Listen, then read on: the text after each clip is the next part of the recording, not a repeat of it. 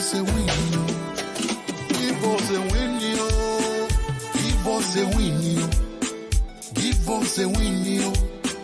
In blue we stand, united we rise. No more defeats. Let's break down these doors. Justice rising up. We will stand tall. Together we fight. We will conquer all. Give us a win, yo. Give us a win, yo. Give us a win, yo. Give us a win, yo. In blue we stand. United we rise. Hopefully this Sunday is going to be with a big fat cigar in my hand after we destroy their asses. Bismillah ar-Rahman ar-Rahim. Hello everyone and welcome back to the channel. Welcome to another Liverpool panel stream, ladies and gentlemen. I told you guys we're going to be more consistent with these Liverpool panel streams because you guys are enjoying them. You guys are enjoying watching them. You guys are enjoying all the debates, all the action. You get me? And we're back again. And thank God the Premier League is back. I'll be honest with you. Jordan did beat Oman 4-0. World Cup, here I come. I'm going to go to Mexico. I'm going to go to Canada as well. Hopefully, our group is in Mexico and Canada. Hopefully. Those are the two countries I want to step foot in. You get me? With all due respect. Love all the American people in the chat. In it. Don't take it personal. But I'd rather go to Mexico. Viva la Mexico. Let's go. Anyway. Big up to every single one of you guys. Make sure you guys are liking the video. Make sure you guys are subscribing to the channel if you're ready to do so. I'm going to start this stream with two shout-outs. Number one, I want to shout out to Konstantinos. And I told him I'm going to shout him out earlier on because this guy is someone who used to watch the channel a really long time. And unfortunately, his grandfather passed away. So he was unable to watch the stream. But he's a guy that, you know, reached out to me. Is like, you know, these streams have helped me get through a really tough time for him. So big up to Konstantinos. You know, if you're watching this on the replay, big up to you. And the second guy I do want to shout out on more positive news is this fraud. Guys, this fraud is the same exact guy as this fraud. This fraud has been inspired by this fraud to make a YouTube channel. So what I want you guys to do is everyone go subscribe to Yasser TV. All you have to do is go to the comment section, click on his name and click go to channel so you can go subscribe to his channel. This is one of the guys right here. I'm going to mod him up on his second account as well. So make sure guys go subscribe to his channel. You get me, Yasser TV. Let's get this fraud to 50 subscribers ASAP. Yasser just made you mod. Put your channel in the comment section and I will and I'll make sure to tell the people to go subscribe. So big up to Yasser. Big up to all of you guys in the chat. Like, share, comment, and subscribe. And let's just get this party started. Look at Kem. It's getting a bit saturated at the moment. How much more can be said before the game? I mean, it's not saturated because it's different opinions. The four guys on the panel, you don't know their opinions. You know mine. You know, so we're here to discuss it. We're here to have a conversation. Plus, Kem, what do you want me to talk about? Thomas Tuchel is the new England manager. Oh my God, I want an Englishman to lead me into the battlefield. World War was over like 100 years ago. Anyway, joining us first and foremost on the channel, you get me? He has his ugly ass dog who supports Chelsea. So he has an op on the stream, even though this is supposed to be a Liverpool show. Man like Rax is in the building. Hi, Rax. Hey, what's up? What's up? Yeah, first of all, shout out Konstantinos. You know, we do these streams and all that kind of stuff, and it's usually fun games, but you know, we are a bit of a community there as well. So yeah, shout out and hope he's doing well. And yeah, I'm joined by Buster. He is a bit of an op, but he's a good boy as well. And even though Husam is a cat man, I don't know. The only cat person I know who's a guy is I don't actually know him, is Dr. No from the James Bond movies. Which other guy walks around with cats? I don't get it. But yeah. I don't have either. Sure. Which one do you prefer? I don't have either, but I will prefer cats, of course, 100%. Bro, cats are not disgusting and they don't eat their own shits. Okay? Cats are clean animals that don't stink of piss the whole time. You get me? So, yeah. You've been hanging around the wrong dogs. Buster's all right. Aren't you, Buster? Anyway. So you're telling me Buster has never taken a shit on your carpet? Don't lie. No, he hasn't actually. He did actually puke on my carpet when he was a puppy. But oh wow, he was a puppy. Wow. So I'm going to allow. But he didn't take a shit on the carpet. He puked on it. That makes it better. Sure, but human babies also puke. Did you just compare the human to dogs? Well, I'm saying that. Oh my God! It's the same principle. The human of your own flesh. Which You and animal, that dog share zero DNA. Have some shame. That's actually that's not true. Most humans share DNA with almost every biological being on this planet. So But it's not Rack's DNA, innit? That's the point. Perhaps not. Perhaps not. Yeah, sure. Not perhaps. 100%. He's not from my bloodline. Yes, I'll give you that. Exactly. You can't compare a bloodline to a bloody dog. Don't worry, Never mind, Buster. Chelsea dog. Buster, No? I've got my headphones in, so Buster can't hear what you're saying. Since he's a Chelsea dog, you should call him Enzo. Anyway, joining us on the channel next, you got me. Me, but from England. He knows when I say that because it's a good thing. I mean, if I'm calling you me, but you know, a different version of me from a different place, it's a compliment because I like me. So it can't be a bad thing. Man like Jamie is in the building. How you doing, Jamie, man? Yeah, I'm doing good. I do have a cat, by the way. He's 20 years old now. See you later, guys. Thank you, Jamie. Thank you, Jamie. Can you land the minerals on the cat versus dog conversation? I've had him for 20 years. He's an fair enough. He's an old boy now. He's an old boy. But yeah, you don't leave me alone, man. It'd be a bit out of order to kick him out at this stage, right? Yeah, it's him or the wife, ain't it? So 1 minute, what's that? You criticised me for comparing Buster to me, and Jamie just mentioned his wife and his cat. No criticism. No criticism because cats are. It's okay. It's okay to do that to cats. No blood dogs. Yeah. I can't believe you actually rate dogs, Rax. I'm so disappointed. Oh, how can you not rate Buster? He's all right. Anyway, and he's not actually my dog. I'm just dog sitting. He's my business partner's dog, who is a Chelsea fan, and him and his family went on holiday, so I get to look after him for the next week. Sorry. Okay. Joining us next on the channel as well, LA Mike, ladies and gentlemen. He used to be from the mean streets of New York, and now he's touring California. You get me, with a mustache, and just taking over the world step by step. You know, LA Mike is a bit more like you guys. What do you guys say in the UK? Posh, is it? Like it's like a bit more posh and stuff. Yeah. You know, I was gonna make a reference, but I don't know if it's correct or not in US culture, so let me not even go there. Anyway, joining us on the channel is man like Mike. How you doing? I can't believe you're trying to call me. First off, you're trying to call me posh. Second off, you're trying to talk down on dogs, the most beautiful creatures on the face of the earth. I have a dog. Dogs are loyal. Dogs are loyal. They're compassionate. They're loving. Okay, they spend every day, every waking moment loving you and wishing nothing but the best things for you. I love dogs. Screw cats. No offense, Jamie. I just don't like cats because they scratch and they purr. And all of them, it's like it's a complete shot in the dark. You're taking a risk. This cat could hate human beings. This cat could love human beings. 9 times out of 10, they hate them, other than their owner. But I love dogs. Rax, I know it's not your dog, but he's absolutely adorable in the way that he's sitting right now. I would literally kill for that. But either way, I'm not posh, and I live in LA. I'm a transplant. And we're here to talk about Liverpool absolutely wiping the floor with Chelsea. So let's just get on with it. Yes. I'm glad we agree on something finally, Mike. You get me? So we have a agreement there. I've never disagreed with a monologue more my whole life. That's okay. It's you know, the one negative, the positive that you mentioned is actually my negative, because like dogs want to be around you all the time, and I just find that irritating. Like I need give my space. Stop just being all over. You can't train a dog to just not love. Like it's just too much. It's just too much emotion. There's just too much loving. You can train a dog not to beg. You can train a dog not to beg. I mean, I doubt I'm going to use my dog to beg anyway. But joining us on the channel as well, you get me, Iniesta. I love his name, Iniesta, because it brings back the real ballers. You know. I just wish we had Iniesta in this team. Imagine Iniesta was playing the 10. Can you imagine? Like it was like Gravenberch, McAllister, Iniesta.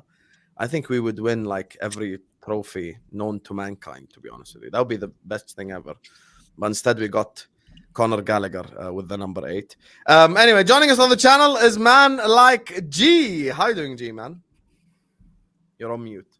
Seasoned professional streamer. His channel is in the description. He's on mute. I apologize. Now, first of all, I got a kitten the other day. I think cats are calm. Thank you. They are like, I don't have to like. They take care of themselves. Putting G on the Like, top row.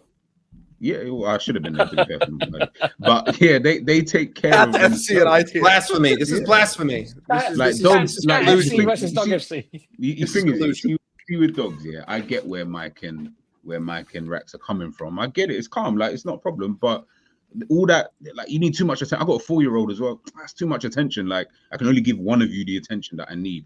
A cat, he does his own thing. Do you get what I'm trying to say? Thank you. Over Thank there, you. like, look after yourself. But at the same time, when we want to chill, then we can. We was watching Slumdog Millionaire just a minute ago. Do you know what I mean? So it's, we can have that time. We can have that time. And dogs, there's too much. Thank you, cats. Give you your space. Like, give Yeah, me my man. area. A cat will show you love for 1 hour a day. That's all I need from my pet. Yeah, that's don't all I need. All this, like, Rex I love doesn't you need so space. Look at him. He's got a loving creature leaning on Yeah, him. look, he's on your Rex- lap. No. He's in heaven. He's in heaven. To be fair, I've got some treats here, so that's probably what's keeping him here. Last time he just left the stream after about 30 seconds, so now if I put these away, he'll probably go. So yeah, it goes both ways. I was gonna ask Rex a really mean question, but I'm even not gonna do it now. I'm not. It included a trade-off, but let's just keep it at that. And anyway, joining us last on the channel, you get me. He's a bit late, just like his shooter. He missed the target with the StreamYard link. You get me. He's a Nunes fanboy, guys. What can we do? It's okay. He misses the link. Nunes misses the chances. It's normal. But he's back. After he went missing last week, he's back this week. Ready to cause chaos and hell. Hopefully not for the audience, like his guy. Man, like Endz is in the building. How you doing, Endz, man? Nah, apologies, man. I'm late. But hear what I'm saying. My guy don't miss the target, bro. He's been scoring goals. Oh, I'm joking. He only scored 1 so far. Needs more chances, man. Interesting conversation between dogs and cats. I don't even have a preference. I think whatever one you like, innit, just get one. Cats are a bit weird sometimes, I guess. They're absolutely Pragmatic fine. approach. I like it. Yeah, they're a bit weird, and dogs Ends they with can that be slot vicious. energy, not on the attack, not on the defense, total football. We just chill on the line. Just get your preference, he solved the problem right there. Nah, I'll get a snake. I think that's a medium. Snake. Oh, now he's just Bro, why would you go out and Oh get a my snake? Nah, do you know what? I wanted like a python, right? But I'm like, should I really get one? okay, something you can walk, I guess. Yeah. Yeah, I- just No, I don't want to walk like it. like a nice small snake. Yeah. yeah, like They live for like 40 to 50 years. It's a good thing to have. Wow. that's a long time actually. I didn't know Wow. that. My- 40 years. Imagine you raise a snake for like 50 years and then you're 50, you can't move, and then it eats you. See? I can never have a pet that can eat me. That just like ruins the whole point of having a pet. Because a cat can't eat me and a dog can't eat me. A snake, you get me, it can go there. So yeah, The imagine dog's hungry your, enough, man. You never know. walking your snake. Imagine. got a little leash on it. just have a leash on the snake, just walking through the, just like, and the snake is just hissing at all the dogs and shit. That would actually be hilarious. Anyway, we have set up a poll in the chat: cats or dogs. Currently, cats are winning by 51%, and I'm gonna end the poll just so I make sure that cats win. He's done it. He's So done it. 57 votes, He's done it 57 Donald votes, Trump. 53% cat. Oh, dear. We win. We I win. was Cat literally FC about to wins. vote. This is collusion. This is collusion. the count. This is election stealing. Okay, this is terrible. Yes. That's exactly We how won Brexit all went. the electoral things. I don't know what you guys call them. I'm not even College, gonna get electoral college. Yeah, electoral colleges. We won them all. Big up to Amir. See? Cats are clear. He spent 40 rand of his hard-earned money all the way from He's South wrong, Africa. but thank you to for the Canada. money. He's wrong, Yeah. but thank you for the money. It's correct. Thank you, Thank Amir. you, Amir. That's a fact. You win, brother. But anyway, big up to every single one of you guys. Make sure you guys are slapping the like button. Make sure you guys are subscribing because we have 300 people in here already. We haven't even started the stream yet. So please like, share, comment, subscribe, all that good stuff. Also, let's get to 100 likes. So we need some good conversion rate today. Also, guys, all these guys' channels is in the description. There's no need for us to go anywhere. All that stuff. It's in the description. Jamie's channel, Liverpool Chats, Mike Das LFC, GTV, Football with Ends, all of them are in the description. And you can just follow Rax on Twitter. And if you follow them from this stream, can you just message him Fuckbuster so he knows you just watched him from this stream? Yeah. Anyway. So chose violence. Yeah. Okay. I did. I hate dogs. It's personal. Anyway, I want to start off with Jamie on this one. Talk to me about Liverpool-Chelsea this Sunday. It's a game Liverpool should win. Simple as that. You know, look, I actually think it will be a tight game. Chelsea found a bit of form recently. I think Maresca's actually doing a decent job of them. They got good forwards with good attacking depth. If Liverpool can play like that first half against Crystal Palace at home, be a bit more consistent throughout the 90 minutes, I think we get the job done quite comfortably. My worry is the McAllister situation at the moment. That's my worry, because I think Gravenberch has got all the praise like he should do this season, but I think McAllister's gone very under the radar because he's our controller. He literally controls that midfield, and if he's not playing, I do think that's a little bit of a worry, and I'm not sure what Slot's doing that for that position. But if McAllister's fit and he's playing, and it's the strongest 11 we got out of that pitch, I do think we get the job done. But it's going to be a tight game because I can't dismiss Chelsea too much because they are in form themselves right now and they are scoring a lot of goals. But I do think they're defensively weak. I think we can get at them and cause a lot of trouble personally. But we've got to keep the ball better than we have been recently. If we keep the ball better and press well in that midfield, then yeah, we'll get the job done. But I think it might be a midfield battle. And McAllister, for me, needs to be fit for that. If McAllister's not fit, I think it could be a much harder game than it should be.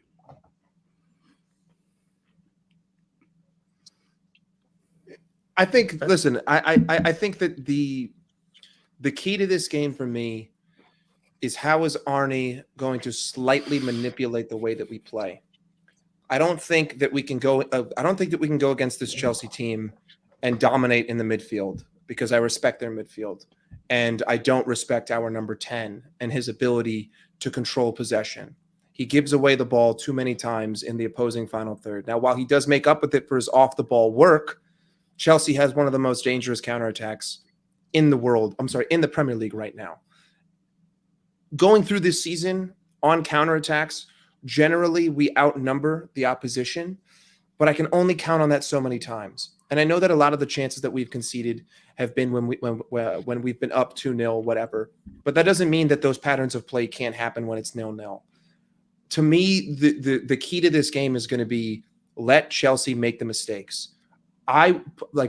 Preferably, I would want to see us concede some possession and try to play counterattacking ball against them, because I think that our attack can light up their defense, but the midfield is where I just don't have the confidence in that one position. Because, mano-y-mano, I take us like for like, except for the 10. Cole Palmer is light years ahead of Szoboszlai, and Szoboszlai loses the ball too much. Now, I know that he scored 2 goals on the international break, but he doesn't exactly play the same way for Hungary as he does for Liverpool.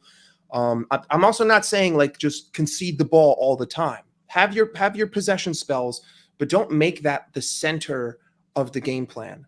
Go for the counterattacks, let them make mistakes, capitalize on their poor defense.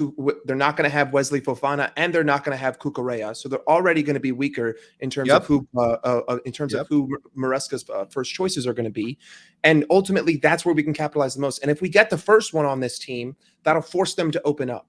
Right. And all of a sudden it'd be a totally different game because then we can allow them to hold the ball. We're up 1-0, hit them on the counter.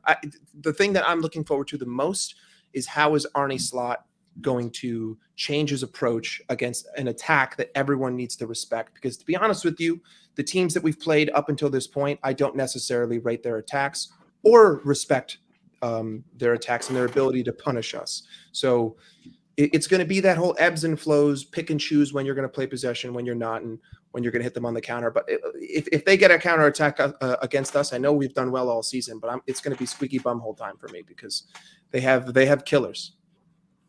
Is that not the same team we played last season though? Same midfield that we ran over in the 4-1 win. But the thing is that I don't think that we ran them over. They had so many opportunities to score in that first half, and they bottled every single chance that they had. In the second half, it was a little bit different because the flow of the game started to change after the 70th, 80th minute. But they should have scored at least 2 in that first half. Kelleher made some great saves, but they had chance after chance. Job is to do, isn't it? 100%. But it doesn't change the fact that they were slicing through us. They just weren't able to finish. Now, maybe that could have been because Conor Gallagher was playing. I don't know. But yeah, but we played more of an expansive last season, so we weren't this compact and this in terms of, you know, trying to kill teams off with holding the football. You know, it was more gung-ho style. So yes, it would have been a basketball game when we played them. But I feel like with Slot, the way he's been playing all season, I don't see him going into the game going, do you know what, you have the ball, we have the ball.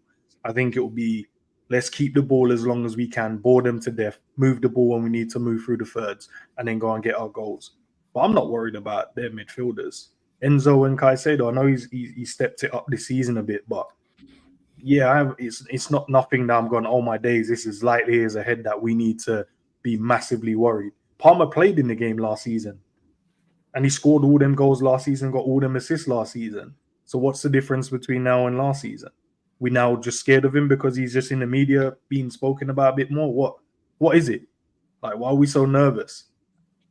We've got the best defense in the league. I'm not saying we can't, you know, concede chances or concede goals, but yeah, why are we worried? Like, they're going to be massively worried, especially losing Kukurea and Fofana. All three who spoke already told you we're going to win. No one's worried, I'll be honest with you. No, but the way we just spoke about the midfield. The one difference, if there was a Chelsea fan on this panel, the one difference he'll tell you is we've got a different manager. That's it. So do we.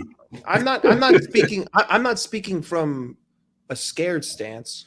I'm speaking from a pragmatic stance, right? Like, I've seen certain spells of games this season where we start to kind of lull even ourselves to sleep, and we sloppily give away the ball in midfield, and then we concede a counterattack. Now, do we outnumber the counterattack? Sure, but Chelsea have faster players than those that we have played in the past. Nicholas Jackson, listen, the guy, you can talk about his, finish rate as much as you want. He creates opportunities. Cole Palmer, listen, did he show up in the game last season in the Carabao Cup final? Not really, but he's on fire right now. I do think that Chelsea will struggle. I do think that we will win this game, but you know, I'm going to point to the worrying parts in my mind rather than, you know, come up here with chest and just say that we're going to absolutely annihilate these guys. When you just say they conceded pretty much in all the games they've played, apart from Borough, West Ham, and I wish it was Borough. It wasn't even Borough. It's Barrow. Even worse. Barrow, sorry. Yeah. So only Barrow I know is everyone else has scored against them. Every other team they've played, they've scored against them, and by the way, Endz, just to add to your point, even Bournemouth had a penalty, so it's not like Sanchez said a penalty against Bournemouth, so they conceded in every single game. Look at these Chelsea fans already. Palmer is coming. Get ready, boys. Oh, scary. Oh, shiver my timbers. Shut up, man. Please. I mean, listen, the very last thing I'll say is I think that the most important part of this game is to get the first goal and to get it in the first half. You get the first goal, you get it in the first half, everything changes. I think that then we can start playing But I disagree with you, Mike. That Endz wants to play. Okay. I think if Chelsea score the first goal, we can still win. If we score the first goal, it's game over for them.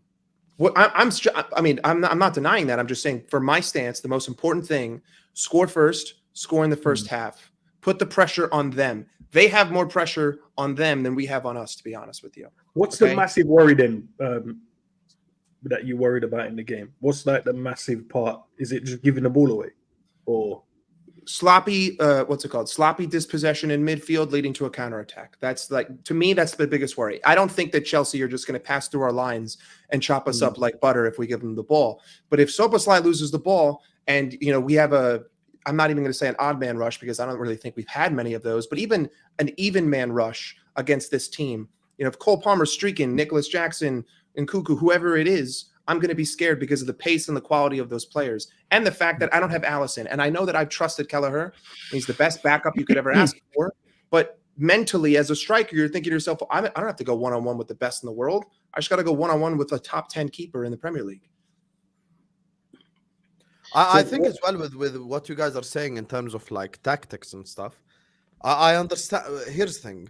Listen, McAllister, we all know, is like the unsung hero almost in every single game because doesn't barely puts a foot wrong, doesn't really do anything, you know, that you could complain about. If we start Curtis Jones, am I a bit more worried than if we had McAllister? Yes. But I feel like the Chelsea weaknesses are too strong for me. I'm gonna override that basically because I've got Mo Salah coming up against Vega, I've got Luis Diaz coming up against Gusto, and I've got Jota coming up against Tosin Adarabioyo and Levi Colwill. And on top of all that, the elephant in the room, I mean, Mike's talking about our goalkeeper, in terms of how we trust him. Robert Sanchez, ladies and gentlemen. Robert Sanchez. And if you look at Robert Sanchez's Bozo moments, they've all come in the big games. They've all come in the sensitive games. Bozo moment against Arsenal, Bozo moment against Brighton, his former club. Anything that has like 1% stress in it, he messes up every single time. And I don't think it's going to be anything different this time, to be honest with you. I really don't. I mean, you're at Anfield, the crowd is going at you. Second minute, we Chelsea goal kick. He could give the ball to Mo Salah directly and we could score. Like, I'll be honest with you. This is the elephant in the room right here. So I look at this Chelsea side, and the ways that they can hurt us is significantly less than the ways we can hurt them. Like, I'm expecting Vega to go home and not be able to look at his like girl in the face because he's just been humiliated on national television in front of millions and millions and millions by Mo Salah, you know? And the same thing with Diaz and Gusto. Like, has Colwell played center back for them this season? Left-sided center back, or has he been exclusively a left back?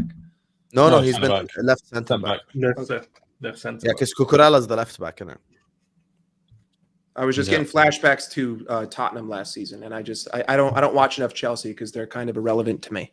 So thank you for clarifying. It's always an interesting game when we play Chelsea, man. But yeah, for some reason we always find a way to beat them anyway. Whether it's in the cup finals or in the Premier League, we just find a way to get past them.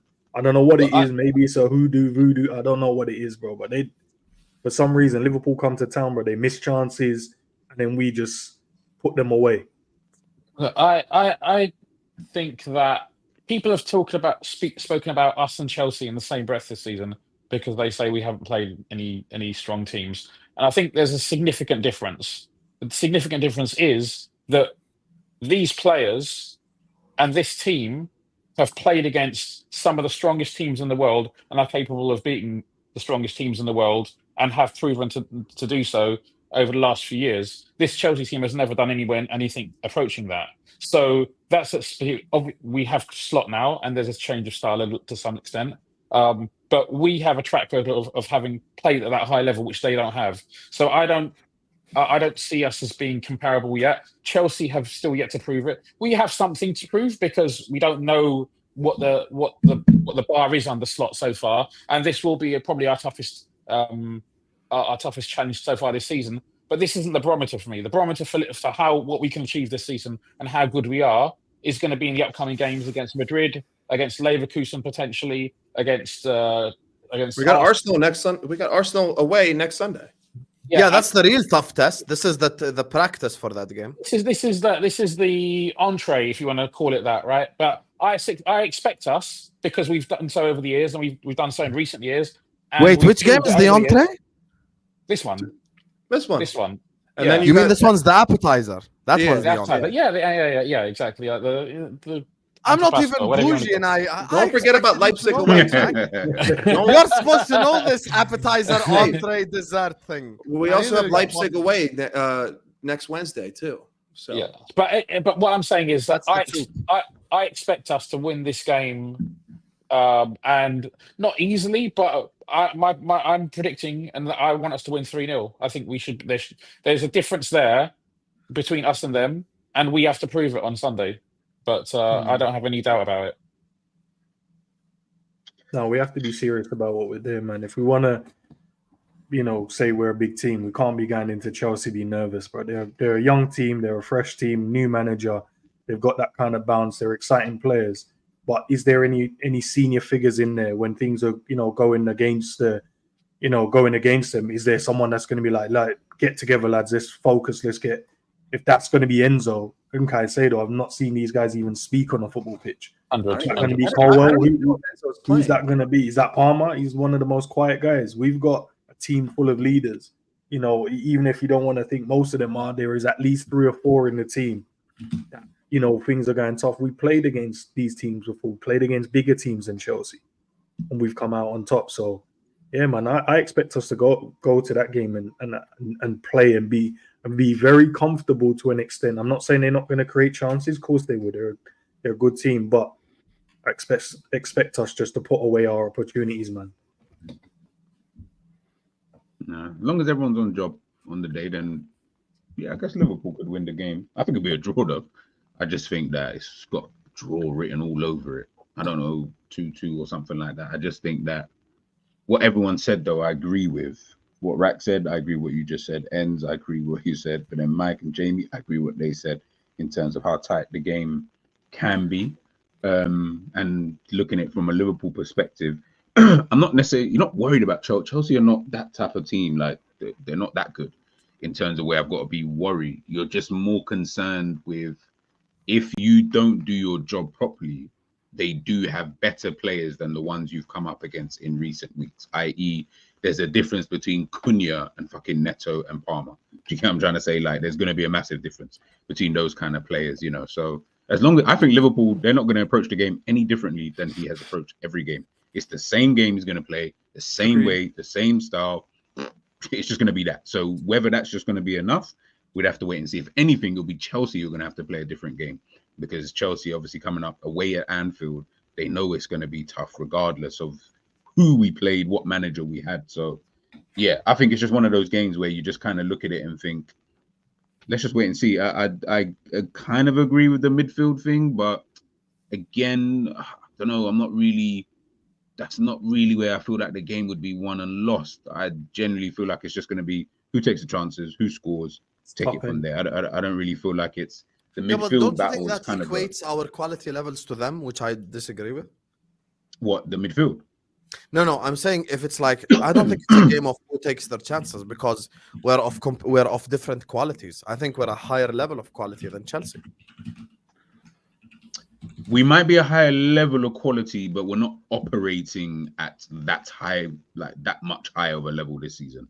Like there's not a massive golfing class between us and Chelsea this season.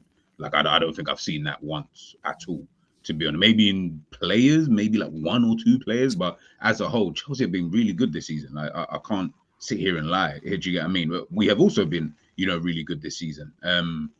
So yeah, I think after 7 games, no one's really operating at that crazy kind of level. I think that will probably be seen later on in the season. So that's when you can maybe say, yeah, all right, you know what, we're operating at this crazy level. They're operating at this level. There should be a golfing class. Right now, I'm not really seeing a golfing class. But what Endz said about the experience, that's probably where Liverpool will potentially have the edge, is certain players just understanding. For me, it's just about managing the game. I don't really care how you beat them, just manage the game better. Because Mike was right. There's too many times when, like we get cut open. Sometimes it's just a bit wishy-washy at times. But then sometimes it's really good football. So yeah, like I said, man, take your chances. I don't think Chelsea would be too much of a problem.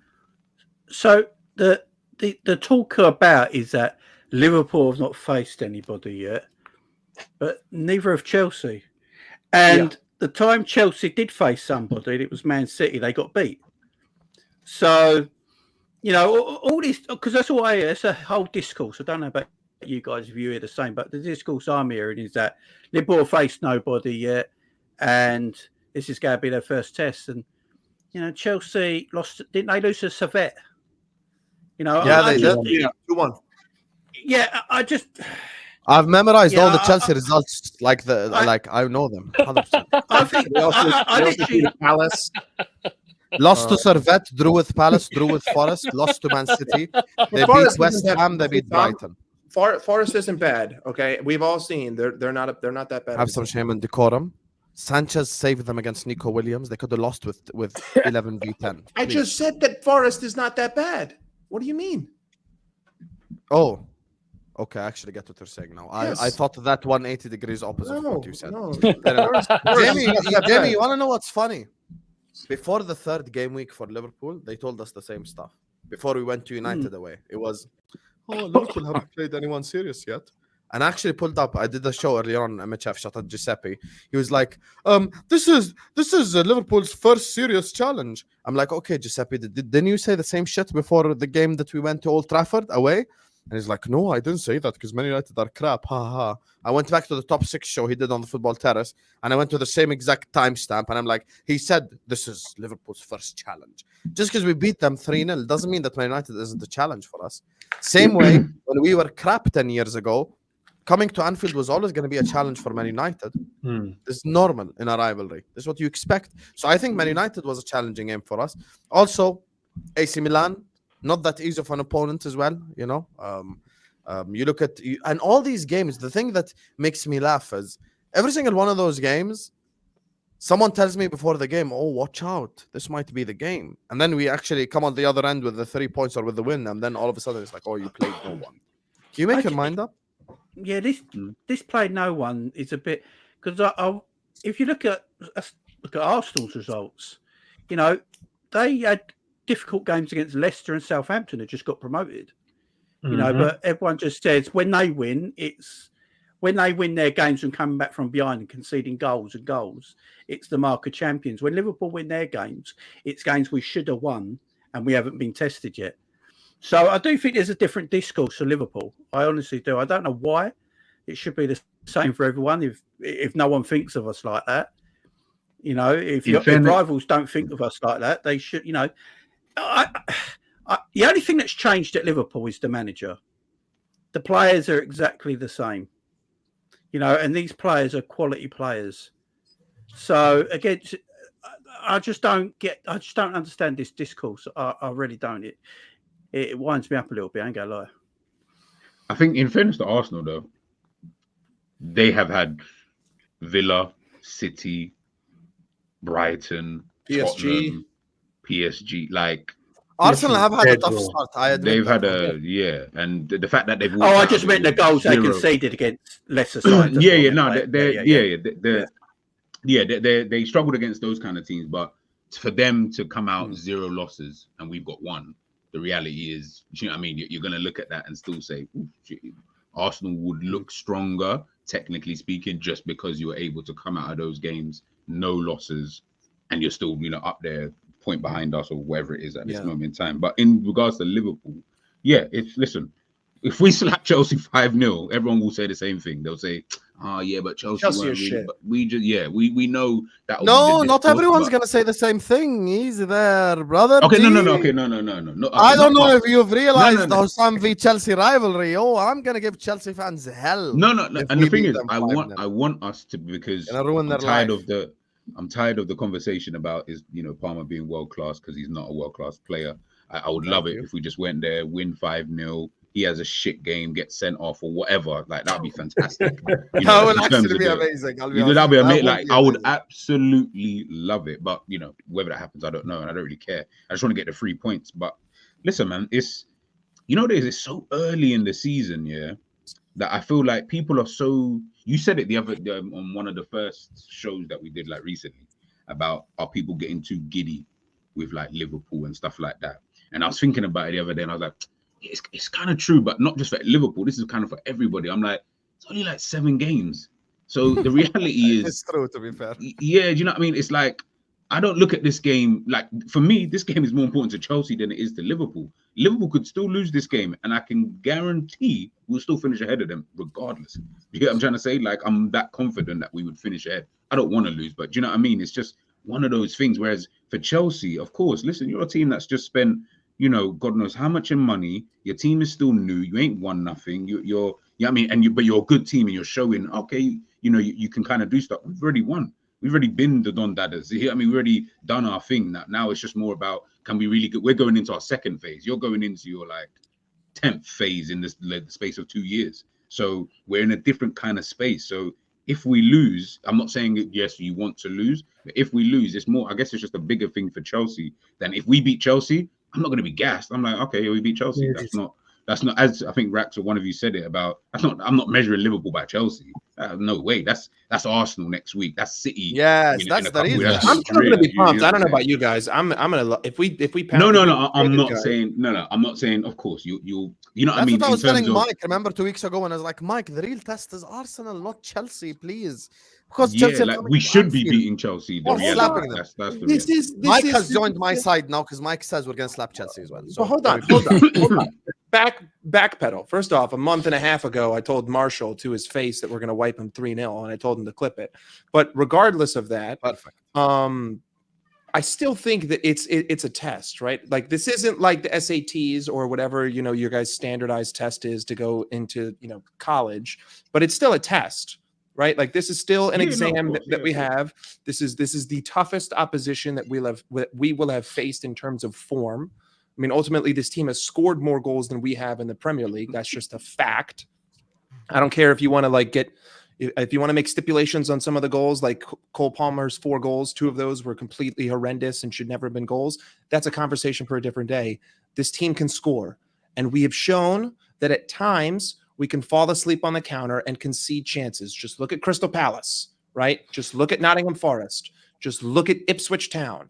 And with better quality, we will get punished more. That's not to say that we will concede. That's not to say that all of a sudden offensively our output will go away. But to me, the important thing, the most imperative thing in this game is to win and to not concede. Like that will be the A+ marker. Like the 100%, oh my God, you just scored a perfect score in your exam. Welcome to Harvard University. If we win by multiple goals and we don't concede a goal, because then it's like, okay, it doesn't matter who we face in terms of what form they're in. I can get business done. And what, like Jamie said, McAllister picked up a knock. He missed his last international game. Hopefully he's fit by Sunday. Because Mike, this is what I'm going to last. I just want to say one thing. He played in the last one, but he missed the one before that. He missed the first one and played in the last one. He played 66 minutes. Mike, this is what I have to pull you up on all your depth talk. If the depth is as good as people make out, then Curtis Jones should come in, or Endo, or I'm not one of those hippies. Well. I'm not one of those people who say Jones can easily come in and you're definitely a hippie. I'm not one of those. I'm not one of those. You are a hippie. You are 100%. You know how you know someone's a hippie when they deny they're a hippie. I like avocados, but that doesn't mean that I'm also for Curtis Jones. See? You know what I mean? 100%. He just said he likes avocados. Sam, are you a hippie? Yes, I am. So you don't think Curtis Jones can? Guys, you don't think Curtis Jones can come in and? You tried it. I know, but I knew you'd find a way out. I would trust Curtis Jones more. Like if Curtis Jones had to come on, I would trust him more if Szoboszlai moved down to the 8 and Curtis was in the 10, because I like Curtis driving into the opponent's box rather than driving out of our half. I think he's 1,000 times better when he's further up the pitch and you give him less decisions to make and give him like 1 or 2 options or shoot, rather than driving the ball from our half and all of a sudden he's just completely indecisive and he carries it for too long. If you made that, but this is the game for Szoboszlai though. You mentioned Szoboszlai. This is the one game where it's like Szoboszlai, run, motherfucker. Yes. It's your game. Because we need him to run. Because everyone's like, oh my God, all Szoboszlai does is run around. Big up Conor Gallagher, killing it for Atletico Madrid right now. Proper Chelsea and all that. We have our own version of Gallagher. Dominic Szoboszlai, but with more technique, obviously, because Gallagher can't control a football. So he scored twice in the international break, Husam. So. Exactly. So he has a bit more technique. So this is the one game I'm telling Szoboszlai, if I'm Slot, before I let 10 players out on the pitch, and then I look at Szoboszlai in the dressing room, I'm like, stay back 2 minutes. I slap the fuck out of him. I'm like, listen, all you have to do is just chase Enzo all game long. Just be on Enzo's neck because he's the fucking weakness. As soon as Enzo gets the ball, I want Szoboszlai on his ass. Is he even going to play? Is Enzo even going to play over Lavia? You think they're going to throw Lavia into a game at Anfield? He hasn't played in like 4 or 5 weeks, bro. Yeah, but when was the last time? I thought for some reason that Enzo wasn't playing. No, Enzo started against Forest. Enzo's their captain, so I'm sure. Yeah, I'm not like you. I watch Chelsea. I hate Chelsea, so I watch them. Okay, I'm sorry. I think Chelsea fans, the ones I spoke to, want Lavia to play this game though, because Enzo ain't got that mobility as he around the pitch, so. Yeah, they need Lavia in there because we got the McAllister, Gravenberch, and Szoboszlai our midfield 3. That's a lot of energy in our midfield. If McAllister's not fit, personally, I play a double pivot of Szoboszlai and Gravenberch and play Jota in the 10 and Darwin up top. That's what I would do. Sorry, Jamie, you're doing so well. How good do Chelsea fans think their team is? I feel like the way that I'm seeing this chat fly through with the Chelsea fans, I'm so confused. Like, I'm not saying your team's bad. I like your team. I like a lot of players from your team, but I feel like you guys have got this kind of twisted in how you think we think of you. Like, we don't rate you like that. Like, you're good, but you're good the same way that I said Brighton were good under De Zerbi like a few seasons ago. Like, they'll give you a challenge on that day. Like, don't think that we're on the same like level. Like, I feel like Chelsea fans are thinking that we're all on the same. We're not on the same level. Like, nah, you're not that good. You're not Arsenal. You're not City. Like, I feel like you guys think you're of this level, and maybe 7 games is enough for you guys to determine that. And I'm not even here to discredit. Do you know what it is as well? I feel like the way that they're talking, I'm like, you man, we laugh at you guys back. Like, we don't. Because of the pundits, bro. It's because of the pundits not really giving us a shout this season. Everyone's like, oh, it's Man City, Arsenal. We're just kind of doing our thing. Some section of the Liverpool fan base, we diss most of our players as well. So they're like, well, you man don't even like half your team. No one really is rating you, man, this season, even though you're doing well. So that's where their chest comes from, bro. Their chest comes and from. anyway, I want you to have chest. That's fine. They got from Brighton anyway. And G is so... G, can I tell you? This is what I've done for the last week. I've been on tour. YouTube channels. If you just search on YouTube Liverpool Chelsea preview, my face is probably on there. I've just been touring all the Chelsea channels. I've been going to the Lions Den, not a Lions Den Chelsea. It's more like Cats Den, and I'm just been handling business. Here's the thing with this Chelsea thing. I had one Chelsea fan put 8 Chelsea players in a combined 11 with Liverpool. I had a Chelsea fan tell me that Chelsea are going to be in the title race. There are Chelsea fans who still in 2024 think that Reece James is better than Trent. There are Chelsea fans who are saying they wouldn't take Gravenberch over Lavia because Lavia in Southampton is better than anything Gravenberch is doing right now. And we asked the Chelsea fans a question just to kind of show you how unbelievably deluded they are. We said you had the chance tomorrow to sign a player for 3 years, Madueke or Mo Salah, and some of them said Madueke. No, they didn't. Switch off. I swear to God, they said Madueke because of Salah's age. Turn off the television at that point. Yeah, like I said, look, just put the fries in the bag, bro. I'm not saying as a fan, for real. I'm not saying as a fan of a football club, don't be. Of course, listen, your team's doing well. You've only lost 1 game this season, and that was against City. You're in the Conference League. I guess that's something to be proud of. Cool, whatever. But cool, you're doing your thing in that competition. That's fine. But like, I beg football fans, and this isn't just at Chelsea. This is all football fans. I beg you take a little bit of perspective. Like, you realize where you're at this moment in time. Like, we don't look at you like that. We look at you, like I said, literally, when we faced Brighton a few seasons ago, and they were on that run to the Europa League. And you were like, yo, Brighton on their day can give you a bit of problems. Like, just be careful. That's the way we look at you now. I don't look at you the same way that I look at, say, Arsenal, as everybody said, where you're like, fucking hell, man, this could be, this could be a bit of an L here potentially in Man City. Like, that's about it. Outside of that, I'm not looking at none of you like that. And that's not disrespecting Chelsea, but it's about, can you at least take perspective of where your club is at? Do you get what I'm saying? Like, you're a team that's quite new. You got all these new players. You're still trying to gel. You got new, like, there's a lot of things kind of happening, but at this moment in time, yes, you're doing okay. Like, I can't lie, G, you just shot all over Chelsea and said no disrespect to Chelsea at the end. Respectfully, respectfully, you're crap. That's what he just said indirectly. But the thing is that they're not. I'm not trying to say like they're crap. What I'm trying to say though is just stay in your lane. What was the last cup final, G, that they beat us in, bro? I don't even care about the cup finals and that. Like, that's not even where Didier Drogba was still a football player. That's the level, bro. Jose Enrique was still a football player. Bro, we used the kids to beat you last season. Yeah, but Chelsea just suck at Wembley. Like, that doesn't really have anything to do with us, too. Yeah, that's what I'm saying. I'm not taking like the cup but finals. we used the kids to beat them last year as well, bro, in the cup. That's what I'm just saying, innit? The kids was on the pitch just smoking. To be fair, DJ McConnell dominated Enzo Fernandez. Palmer and them, man, they were on the pitch, Jackson and them, man, they were Enzo and Caicedo. These guys were on the pitch. That's why I don't understand. Like, all of a sudden, we should now respect Enzo and Caicedo. I'm not. I fucking love they're this panel. Good the energy this is what I'm trying to say. Beautiful. That's crazy, bro. Like, we should respect them now. Like, what I'm trying to say to Chelsea, I don't respect Enzo, but respect Cole. Respect Cole.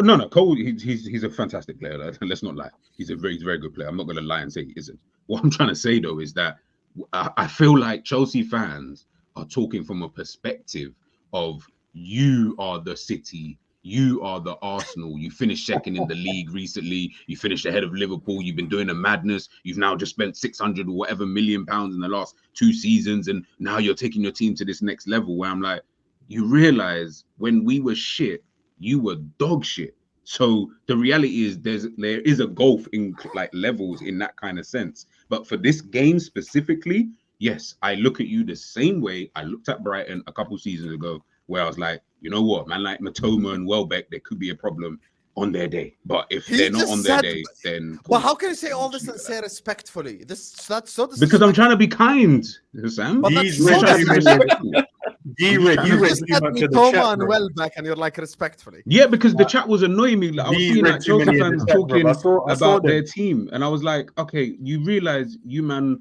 are not taken seriously anywhere. Like you do get that, right? Like we respect Arsenal more, and that says something considering they were fucking shit like 2 seasons ago, or 3 seasons ago. So the fact that you guys are now here, come on, bro. Like I said, big up your team, respect your team, and all of that stuff, and say you're gonna beat us. That's fine, that's cool. But when we start talking about like this combined 11, who Sam just said, I said, bro, like what are we doing here, man? Sanchez. I saw someone put Sanchez in the combined Sanchez, 11 like, as well. come on, guys, like, what are we doing here? Like, I thought we're having a real football conversation. Like, I'm not even gonna mention a combined 11 because I would put Chelsea players in there, but we're doing too much when we do all of this tribalism. I said on Palmer, no one else. Has Palmer played every game in the 10 this season, by the way? He played 5 out of the 7 games in the 10.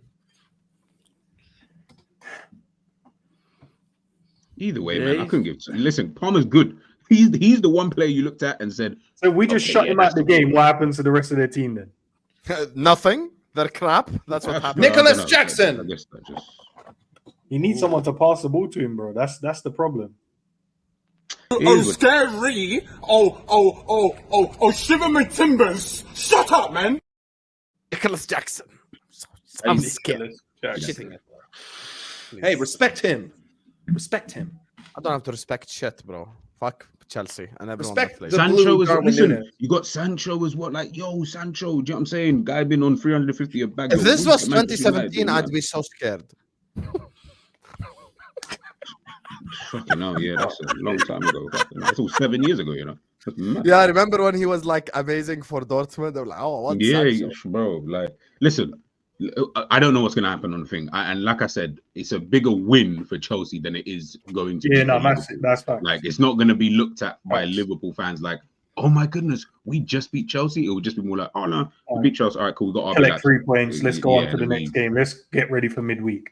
Yeah, that's what it'd be like. Moving on. Whereas Chelsea, I know you, man. What day is the Conference League on? That's on Thursday, right? Okay, random so days, bro. you man will do your celebrating until. You have to watch it on Chelsea. I watch BN Sports and they don't have some of the games, and you know BN Sports has all the games. Website. You got to pay £5 on Chelsea's website to watch it. Am I willing to pay £5 to hate on Chelsea? I'll think about that this Thursday, to be honest. Bro, Soviet can go there and score goals against him. You tell him we can't go and score some goals as well, bro. Yeah, I hear you. Mo, I promise everyone in the chat, Buster just took a shit on his couch.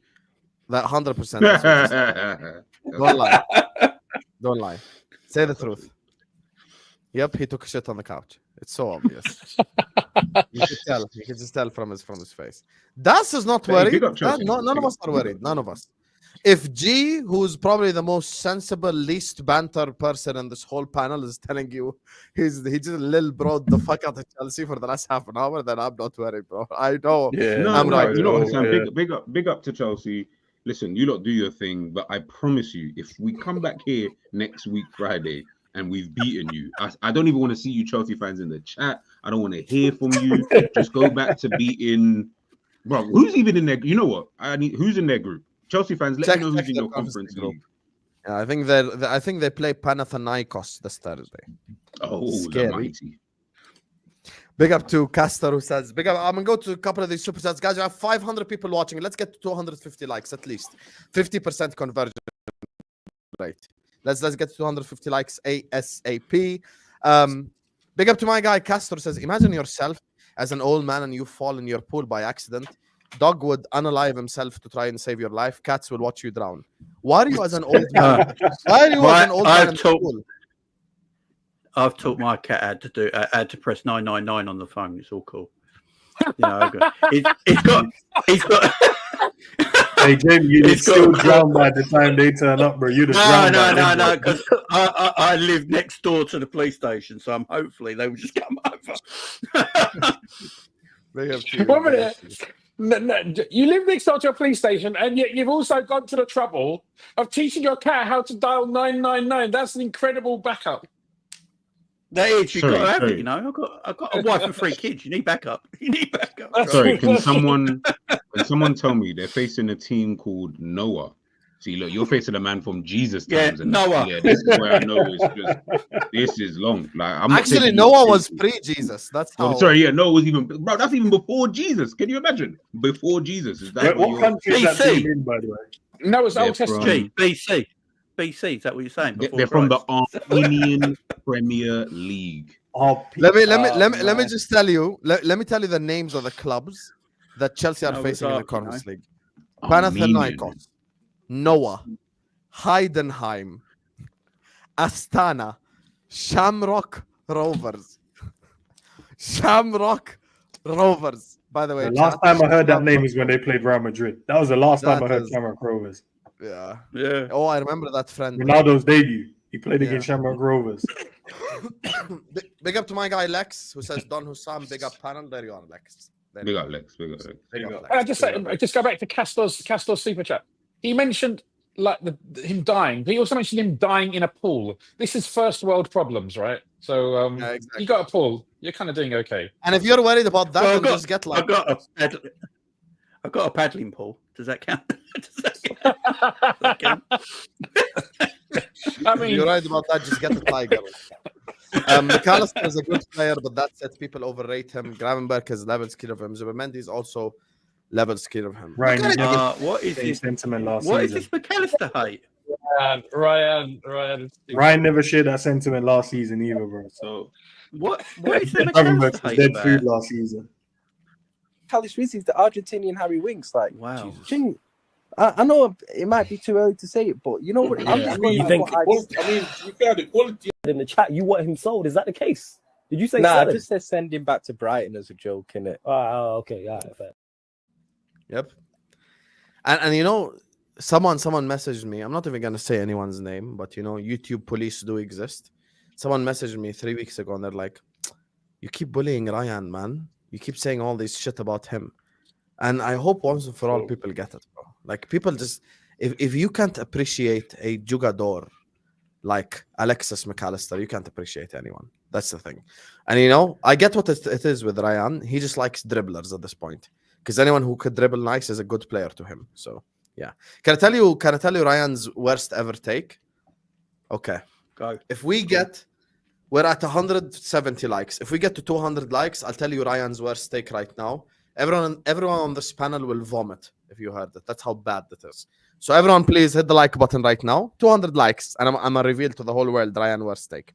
Crazy take. Trent and midfield slots have done it in between games, but maybe too early. No, Red Indian. No. Last thing you do in a big game is change the system style, whatever it is. I'm not gonna go there. Keep Trent as the right back. He's good where he is. By the way, this Trent hate is so. We're gonna get to Trent in a second, but Trent defensively has been on it this whole season. Not a single winger has done anything to him. Literally, he's been very good this whole year. It's just, listen, we can't have 2020 opinions of 2024. Funny thing with G is he's being 100% serious. Is what Red Line. I told you, read too many of them comments, bro. Should have just left it, G, bro. I saw them as well. The funniest part about G's speeches at the end, he went like, "No disrespect." I'm like, you just spent 4 minutes shitting on them, and then you say no disrespect. To be fair, big up by the way, big up Judge Mo, man. But I can't lie, I'd rather face Lask than some team in the Armenian Premier League. Like, where are we even going with these teams? These are the like, games I didn't even know that these teams. Big up, by the way, no disrespect to them, but I didn't know these teams were even allowed. Nah, G, these are the games you rest your superstars because you don't want them injured on whatever pitch. You know, there's a team in the Conference League called F91. That sounds like a power league team, man. See Called what? F91. Just search on Google right now. F91. Sure, that's not like a race car game. That sounds like an airplane. Yeah. That sounds like a keyboard button. Hold F9 with F1 and like something happens to the laptop. That's basically it. And Mo mentioned us playing San Jalois or wherever they were in the Europa League, but that was the Europa League. And some of these teams who are playing Chelsea now, I think some of them may, like Astana, I've heard of them before. I think maybe they played in the Champions League before or something like that. Yeah. They have. Which is fine, but some of those other teams, like. Can you read those names out, Husam, again? Some of those teams I've never heard of. I've never heard of Noah before. I've never heard. There's a German-sounding team. What's that team called? I'll tell you the names of some of these clubs. Okay, we got an Iceland club. How's the first club this? Like, look at how the hell am I supposed to pronounce this, bro?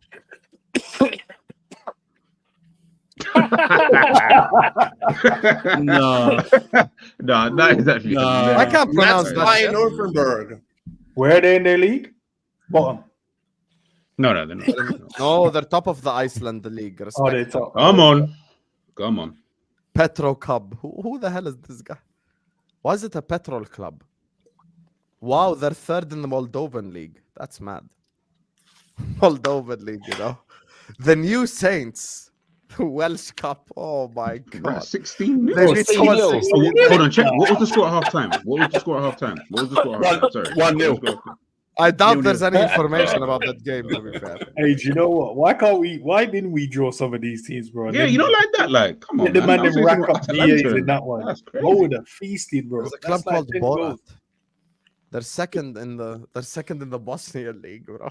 Listen, they're facing good teams, man. Where is the F91? I swear there's a club called F91. Okay, listen, guys, most apologize now. Most apologize. We can lay off it now.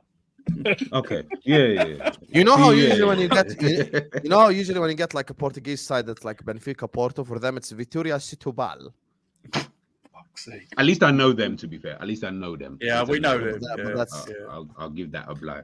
But listen, it's the Conference League. I get it. Look, it's all fun and games, but I'll keep it. But I couldn't care less if Chelsea even won that competition. Like, I'm not going to respect you any higher than I would respect West Ham, and that's West Ham. So we're saying they're on that level. Team and putting youngsters and academy players in these games. No, but to be fair, they did. I think they did. There's a team that's 8th in the Serbian league. That's mad. Can you do a favor? Who did they play in the Soviet game? What was their lineup in that one? It's probably. I'm gonna give them benefit of the doubt. Without knowing, I'm gonna say they played a few youngsters in the game that we've probably never like really seen and stuff like that. That's what I'm gonna say. I haven't seen it. I don't know. I just saw the result, but that's me giving them the benefit of the doubt because I don't want to be disrespectful. Look, you faced a hard team. I mean, Soviet. Look at this guy. I don't want to be disrespectful after saying all this. But I'm just saying, like, you know what I'm saying? They played a hard team, Soviet. You know what I'm saying? Isn't a Soviet like? Ain't that? It's like a napkin. It's like a napkin. I was gonna say like a napkin, but you know, it is what it is, man. We'll run. G, just watch Don, bro. He's mad delusional. Big up to you, honesty, and then he comes. No, big up Don. Big up Don every time. This is why I say, Don, you just have to win. That's all I know. For Chelsea, this is why I said it's bigger for Chelsea. For me, I don't. If we beat Chelsea, it's more for the banter side because then I can banter Chelsea fans. But so they in play terms of Premier League side, Dewsbury Hall, Mudryk. Look at Mo in the chat. Desai, and that Enzo. Like, they played some ballers, bro. Look, can I just? You see that comment about 1v1 week? Like, this 1v1. I presume he means that taking players on, right? It's only one facet of the game. Why are people microanalyzing? This is the best guy who's good at stepovers, or this is the best winger who's best at kick-ups, or who's the best at winger at I don't know, doing no-look passes. These things are totally meaningless. What kind of weird analysis is that? I agree with you. The best winger as a package is Mo Salah. Done. Discussion over. Wait, Sorry, go on. Sorry, Husam. See, Endz couldn't hear Mo Salah. No, because when he said that they scored a lot of goals, they only scored 3 more goals than us in the Premier League, bro. Don't think I don't watch football with Endz with all your blasphemous titles, eh? Don't think I don't. We're gonna have the stinky. You know, you're on the list as well. There's a list of Chelsea fans on a list. You're on the list. Telling you right now. Game's not tomorrow. If Mo Salah scores a hat trick against Chelsea, I'm not. Sam, don't worry. I've already told him. If Mo's he doesn't need Mo scoring. You better hope he does, bro. Listen, if Vega lock him up, and if Nunes comes on and misses a chance, it's even more people. If Vega locks him up, bro, it's done for you. I promise you. No, but what did I tell you? I said to you the other day, if he plays shit, but he scores 3 goals. Yeah. I'm coming for you regardless. I know. On a slightly different note, someone in the chat just mentioned something. Do you remember Mikhailo Mudryk coming on 2 years ago in Liverpool versus Chelsea? And he, in those like 15, 20 minutes, he looked amazing, right? He looked really good. And all of a sudden, we thought, fucking hell, Chelsea have a player on their hands here, potentially. And that was literally the highlight of his Chelsea career. They spent 110 million, and in 2 years, the 10 or 15 minutes of his debut are his best performance. That is absolutely wild. Rack, he ran past James Milner. That's his highlight. Yeah, sure. When you analyze like that. He ran past James Milner. And he cut his hair, yeah. He's cut his hair. Big up to you, Tumuki, who says we're gonna smash your boy tomorrow. Like the stream, you already know, man. We're gonna destroy the shit out of Chelsea. I can't wait. I honestly can't wait. Big up to Ryan. By the way, I'll be back here next week if we lose. So for me, it's not gonna hurt my heart like the way people think. But I'm just saying, if we win, I'll be super unbearable, and it'll be long for Chelsea fans. But I know, Jay, you know, if we win, we still haven't played a team that's good enough. You know that. Yeah, but that's what I'm saying. Like, I'm not gonna. That'd be the new thing. You still ain't played anyway. Jamie, can you please say no disrespect at the end of every statement like that, just so it sounds nice? No disrespect. I would, but I can't be fucked. So. Big up to Ray again, who says fans like Husam who are praising Trent for wanting to leave on a free are a problem. Trent FC, not Liverpool FC. He could piss off if he does it. I love when someone like gets into the flow and thinks that they're cooking, but they're actually cooking salmonella. And speaking of salmonella, I'll tell you Ryan's worst ever opinion, which I think is the worst opinion in football YouTube history. Ryan thinks that Romelu Lukaku is a better right winger than Mo Salah. What? Slightly, I remember this. Yeah, I remember this. You remember that shit? Sarcasm TV. I remember this. Remember when Oli played Lukaku right wing like 2 games and he was good for 2 games? He was like, Lukaku's a better right winger than Mo Salah. This is the guy that I'm arguing. Yeah. Calling McAllister a jugador. Yeah, the sport is finished. Alisson Becker, it's time to go. Decent keeper when he's fit, but so unreliable. Goodbye. Is there anyone that's actually good at this team that you like? Do you just like the shit players? These are the extreme fans. These are the extreme fans who irritates me sometimes, bro. Like, I want Mo to do better than what he has, but Romelu Lukaku is a better right winger than Mo Salah, and we should just sell Alisson. Get rid of him. Yeah, that's why I say the shit that I say to him. G gets it. Like, everyone gets it. Bro, we've heard listen, Ryan. Yeah. No, but these are the guys running around that we're getting compared to, bro. Ryan's unsavable. This is why I tell everybody, speak for yourself. Don't speak for me. Yeah, speak for yourself. Bro. Speak for yourself. Yeah. Still beat Chelsea with Bradley in the 10. Imagine we play Conor Bradley in the 10 and win as well. That would be the fucking funniest Bradley thing was playing in the 10 against them, bro. He was in midfield. He was. The ball around. Yeah, that's when we won 4-1, wasn't it? I actually have a clip of it. 2-0, this fucking Bradley done whoever his fucking name scored. The fuck you say to me? Gotta mix these packs and potions, no peace till I put a sim in a burner. I'm on the block like Werner, back road Laker, fully paid bro, I'm an earner. I fly past, I'm a head top tamer. The melons are washed like Sammy Khedira, and they should start calling me uncle, because when I speak on these beats, they get murdered. Bam, bam, bam, bam, bam! Wow, Tom, what was that? Tom Little is Conor Bradley 2.0. He was so proud of himself, man. Klopp making footballing and recruitment decisions, and Linder's managing the team. Pray for Salzburg, everyone. Oh my God. Klopp is the head of football operations. He's not the one buying players for 6 different clubs. You moron. You don't even know what head of football operations is. Head of football operations doesn't buy the players. He just signs. Like, I don't think he knows what a football looks like. So yeah. Oh, never mind football operations. I didn't mean the Salah Lukaku thing. This was like 4 years ago. It doesn't matter whether it was. I said it, but I didn't mean it. I said it, but I didn't. It doesn't matter. It doesn't matter Oopsies. whether it was 4 years ago, Oopsies. 5 years ago, 6 years ago, 100 years ago. You're wrong in every single scenario, in every single way. Mo Salah's better than Lukaku at every single position on the pitch, including goalkeeper. So let's not go there. You get me? Because it's just a shit opinion regardless. And when you say, I don't want the club to sign Mo Salah, I feel like people will only respect Mo Salah. People like Ray and Endz. We're going to group them together. They only respect Mo Salah when we sign a winger when he leaves and he has like 7 GA in a season. And we're like, what the fuck, bro? Salah had 7 GA in 3 games. Husam, can I not clear that? We signed someone like Jeremy Doku, who's all dribble, no end product. And then we're all sat there, man, like, man, you should have signed this Mo Salah guy. You know? I think you guys are not rating Mo Salah highly enough. All I've said is I've demanded more from my world-class player. And you guys are just happy with mediocrity. It's fine. I just expect my guy to do better, bro. Perform better. Endz, I know you coach in football, but I think genuinely the best thing you can do to make a lot of money, you have to become a yoga instructor because you're very good at twisting statements. You get me? So might as well twist people up and help them. Bro, all I'm saying is, so you guys are just happy with the dead performances. Yep, super happy. Yes. As long as he keeps scoring goals. No, that's fine. I can't argue. If you guys are happy, you're happy. I just set higher standards for my world-class player. That's output trumps all, is my opinion. Fact. Apologies to Tom. Send Rere to Colombia. I'm not going to say publicly just because I value the audience where I would send Rere. So I'm just going to leave it at that. My guy, Redline Teranga. However, thank you for the super chat. And thanks to everyone who supports the channel. Guys, like the video. Let's get to 250 likes. That's the target of the stream. Let's get there. What does Red Line Taranga? Where does that come from? What is the because Red Line? He's always in the chat. So Senegalese. Ah, okay. But he's also a yoga instructor. Is he actually a yoga instructor, or is that like a? Red Line Taranga is a yoga instructor. That's why I'm advising Endz to do it. They're both good at twisting statements. Perfect.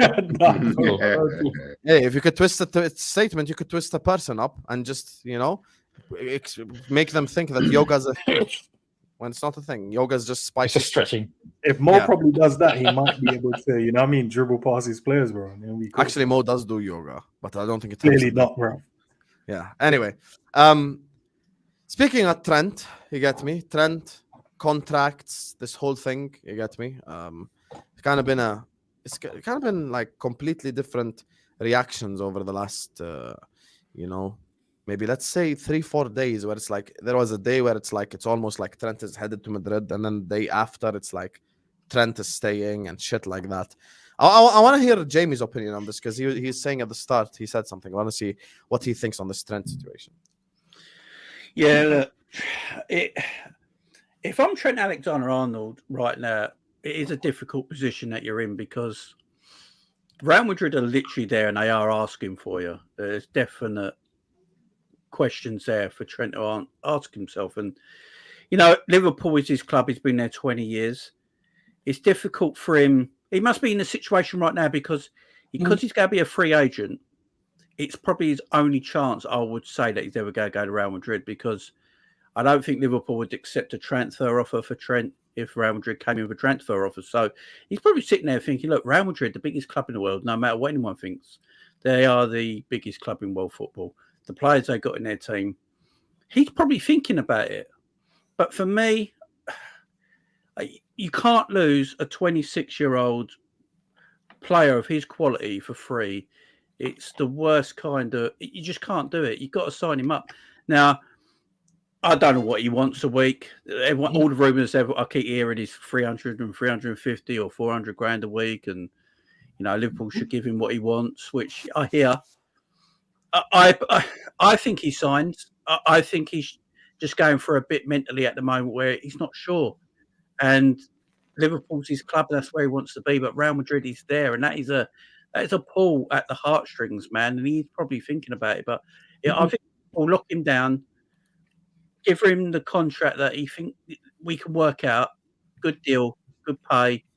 I think he'll sign a deal. I honestly think Trent will stay at Liverpool. I think Virgil will stay at Liverpool. My worry is Mo, if I'm honest. I don't want Mo to leave. I just wonder if the club would keep 2 players on 300 grand a week each at the same time. That's my worry on it. That's honestly my worry. So, yeah, I think Trent will stay. But I understand the pull of Real Madrid. I think we all do, don't we? Do you think it's about the money, though, Jamie? No, I think it's the pull. I think he just wants to know that I'm worth it. You know, what am I worth to you? I gave you 20 years of my life. You know, I've been here since I was 6 years old. I gave you 20 years of my life. You know, people regard me as one of the greatest right backs in the world or a world-class footballer. Do you want me that much? You know, so your contract, if you're giving me 200 grand a week, that tells me you don't really want me that much. If you give me 280 grand a week, he'll probably look at it and go, you want me more, I'll get it. And unfortunately, that's the way football is now, isn't it? That's the way football is now. And he's a 26-year-old guy who's a world-class talent. So you have to pay world-class talents at the end of the day. But I think he wants to give. I think he's giving Liverpool every single chance, and it's up to Liverpool personally. It's up to the football club. He's not telling the football club, "No, I'm going to leave. I'm going to Real Madrid. Sod you all. Thanks for all the service." I've not heard that come out yet. All I've heard that he's giving Liverpool all his priority. He wants Liverpool to give him the deal he thinks he deserves, and he'll sign it. So I don't like the hate I'm hearing for Trent. I've heard people say if Trent leaves, they're going to hate on Trent. So what's that about? Blame the club, not Trent. I have to push back on this because I have a totally different perspective, and I disagree fundamentally here. For context, 10 months ago, all of these players have around 18 months left on their deals. 10 months ago, Jurgen Klopp announces that he's leaving the club, right? Automatically, as a player, I don't know who the next manager is for 7 months. I don't know who the next manager is going to be until June, which means that I'm not going to know who the next manager is until I'm less than 12 months on my deal. If I'm one of those players and I don't know who the manager is, how am I going to sign an extension? How am I going to know that I'm going to like who you're bringing in? The style of play is going to match, that I'm going to fit here, right? So right now we're in a position where we've had an unfortunate coincidence of these contracts running down and Jurgen Klopp leaving at the same exact time. Now you fast forward to today. In my mind, I don't think it's a question of money. Based on what I've seen from Trent, body language-wise and comment-wise, to me, I think that the question that he hasn't answered yet is, do I want to play under Slot? Do I believe in Arne Slot? Do I see myself fitting with Arne Slot? I don't think it has anything to do with 300, 350, whatever, because ultimately, as he said, he wants to win trophies. And if he sees that he can win trophies with Arne Slot, he has no reason to leave. The problem is that it's October 18th. Like G said earlier, we've only played 7 games this season.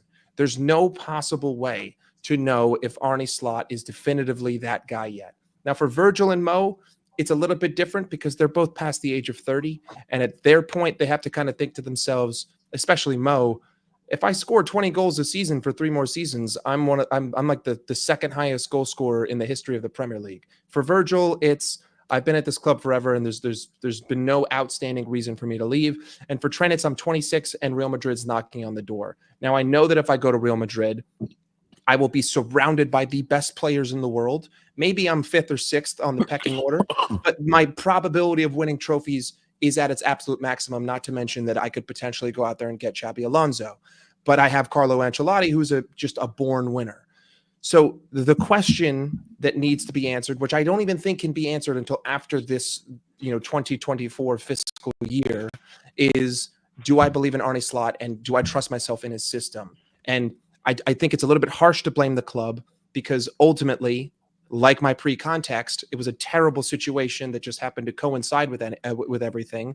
And I don't think that Trent even knows. Like, the club could want to do it this day. I don't think Trent has the answer. And I can't blame him for not having the answer because he's at that pivotal point in his career where he's not at his peak yet. He's 26 years old. He's still in his prime. This is a very important decision that will leverage his entire legacy. So Can I ask you a question, Mike? I want to ask you a question. I'm going to take you back 4 months ago. Let's say, for the sake of argument, Liverpool signed Zubimendi, Ait Nouri, and Inacio. 3 likely targets, nothing crazy. If we sign those 3, do you think Trent extends his contract? I think it would show ambition. I think it would show that this team wants to win. But ultimately, based on his comments, right, like wanting to get better defensively, the body language that he sometimes shows when he comes off the pitch, it's, do I want to play for Arne Slot? Because ultimately, that's the question that every football player has to ask themselves. It doesn't matter who you're surrounded by. I could be in prime Barcelona. Do I want to play for Pep Guardiola? Do I want to play for Carlo Ancelotti? Do I think that that leverages the best for me? Because some players, maybe it's trophies. Maybe some players are okay with sitting bench. Maybe some players are okay with not being the face. Maybe you're fine with being a Divock Origi and playing under Jurgen Klopp. And like, you know, this is your way to create a legacy. But Trent's not that guy. Trent's a star. Trent's one of the most creative passers of the ball on the planet. Trent is unbelievable at that at the right back position. And it comes down to Arne Slot and him in my mind. It has nothing to do with who we buy. Yeah, but if we showed ambition in the transfer window, I think it would help 100%. It would match his concept of wanting to win trophies at least. Yes, it would help. But also, you know, there is a world in which we can still compete for trophies without those players. And imagine we go out and we buy someone in January. Again, I don't think that anything is going to be answered before January. I think that if we get any answers in the whole Trent thing, it will come after the new year. I also think that if he does leave to Madrid, we won't even hear about it until 2 weeks after the whole season's over. So I think that we're far from a resolution here, but I think that the predicator to all of it is, do I believe in Arne Slot? And I don't think that enough time has passed so far. I don't know. Do we know what Trent wants? Like, I feel like we as fans here, we're looking at it obviously from our perspective, right? This is what but I feel like we're trying to almost guess what he wants to do, and I feel like that's where people are like you guys said about Trent and whatever people have been saying about Trent recently. Well, we're not guessing though, because it's a legacy thing. How do you know it's a legacy thing? Because he's for the last 2 months, every single interview he's spoken about trophies and winning and medals. Well, it's not speculation. And you think being at Liverpool is where he's going to get all of that?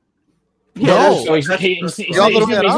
he's also never going to say, you know what, guys, really, it's about the cash. And this is what I'm saying. Like, it's like I don't think we I'm just saying, think we really know like what's kind of going through his mind. Like, I don't know if he's someone who wants to move to a Madrid because going to Madrid will offer him different types of opportunities. And I'm not even just talking about winning the actual team trophies. I'm thinking more along the lines of being at Liverpool, you will never win a Ballon d'Or. It just is not going to happen. Like, that's happened twice in Liverpool's career, I think, off the top of my head, Keegan and Owen. So I don't, and we've had some real. Keegan went to Hamburg when he won it. Yeah. Sorry, he was at Hamburg. So yeah, Mike he was at Hamburg, but he won it for the season that he had at Liverpool. So you're... Oh, so okay, fair enough. So either way, let's just say there's been 2 players, right? He might be looking at. He must. Fucking all right. He must have. He might be looking at. By the way, this is just me second guessing, right? Like, I don't know what he wants to do, but I feel like Liverpool fans think, yeah, because he's born and bred in Liverpool. I'm like, I don't even understand why that should even matter at this point. We're not talking about a guy like. We're not talking about Jones, where you're like, you're not all that, but you are born and bred in Liverpool, so you're gonna want to stay in Liverpool and etc. etc. We're talking about Trent. This is a guy who clearly has got the world at his feet. He can go more or less anywhere he wants to go. So if Liverpool don't value him in the way that he sees it, bro, I can sign on a free for Real Madrid and I can go to the biggest club in the world. Like, there's too many plus points of going, but I'm not saying that he should go. I'm just more saying it like, we need to start looking at it. I'm not saying you guys ain't, by the way, just more everyone else getting mad. I'm like, guys, you realize you literally, there's no club in the world that competes with Real Madrid. If they want you, for you to turn that down, ish. You know what I mean? It's a bit tricky. It's a bit tricky now. You know, when he was talking on that ITV interview before the England game, and he was talking about when he was sitting next to Eze on the team coach, was it? Yeah. And he was talking about we're never winning a trophy. Yeah, again. and I was like, that's what I'm saying. I could go my whole career now of not winning a trophy, or I could win many. And it was like he was trying to talk to Eze about this. He's got this boyhood club that he loves, obviously, that he probably wants to stay with, but he's got the biggest club in world football that want him. And that must be quite mentally challenging for any player. I don't care who you are, that would be mentally challenging, no doubt about it.